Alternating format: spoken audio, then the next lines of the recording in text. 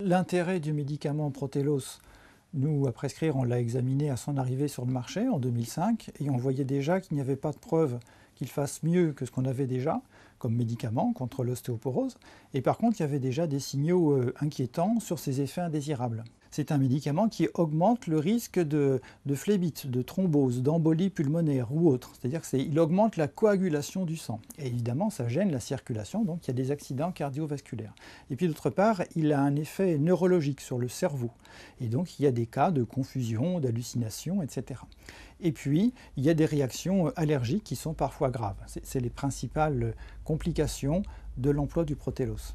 Et Protelos, ça illustre la situation avant Mediator, c'est-à-dire que le médicament est autorisé sans preuve de progrès par rapport aux autres médicaments pour le problème considéré, l'ostéoporose en l'occurrence, qu'on ne sait pas encore grand-chose de ses effets indésirables, qu'il y a quelques signaux ennuyeux, mais qu'on autorise, et puis qu'on verra plus tard, on fera plus tard les études sur les effets indésirables, et puis on verra, et on verra. Et les années passent, et qui paye les pots cassés? Les patients. Partout dans le monde, les pouvoirs publics ont diminué beaucoup les dépenses de recherche sur les médicaments, ou sur autre chose, de recherche scientifique, mais en particulier de médicaments, à charge pour les firmes pharmaceutiques de faire la recherche.